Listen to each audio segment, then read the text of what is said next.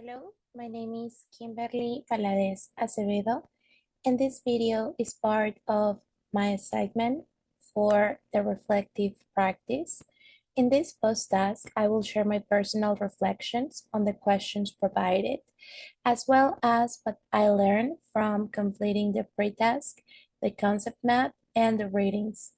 Although the task suggests discussing the answers with a classmate, I completed this activity individually, and in the video, I will explain the insights I gained through my own reflective progress. On the part one, we have, what do I understand about the reflective practice? Through the readings, I understood that reflective practice is much more than just thinking quickly about how the lesson went. As Farrell explains, true reflection requires collecting evidence, analyzing our decisions, and comparing them with our beliefs and teaching values. I realized that reflective practice is a structured and intentional process, not just intuition or emotion. I also learned that reflection includes an emotional dimension. Our feelings influence the decisions we make in the classroom, and becoming aware of that connections between emotions, thoughts, and actions is essential for improving our teaching. Another important idea is that reflections can help us ask deeper questions. Instead of only asking, did the class go well, to ourselves, reflective teachers ask questions such as, why did I choose this activity? Was my action justified? What values guided my decision? What evidence do I have?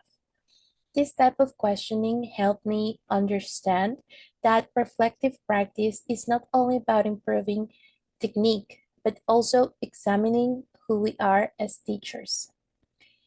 About my findings from working on the task, while completing this assignment on my own, I identified several important things.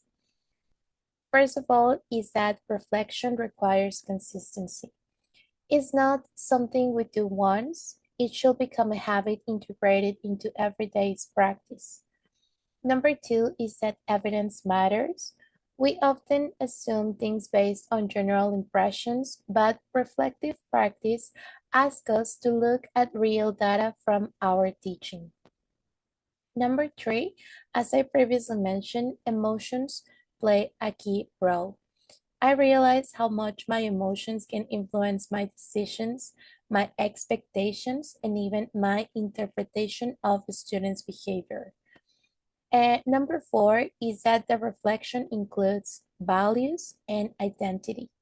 I understood that my actions in the classroom are connected to what I believe about teaching, learning, and of course about students. And finally, I think reflection supports personal growth.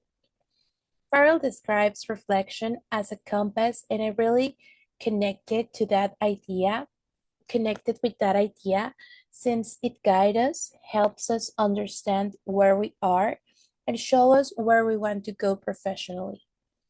And finally, how I feel about starting this process. Personally, I feel motivated and open to developing a reflective approach to my teaching. But at the same time, I recognize that this process requires discipline, honesty, and the willingness to question my own decisions. Even though I completed this task individually, I found it very meaningful. It allowed me to slow down, think critically, and understand my teaching from a deeper perspective. I feel encouraged because reflective practice will help me grow, not only as a teacher, but also as a learner and as a professional who wants to improve continuously. Thank you so much for watching my reflection. This concludes the post task of this reflective practice, and I will include the link to my video in my final submission. Thank you.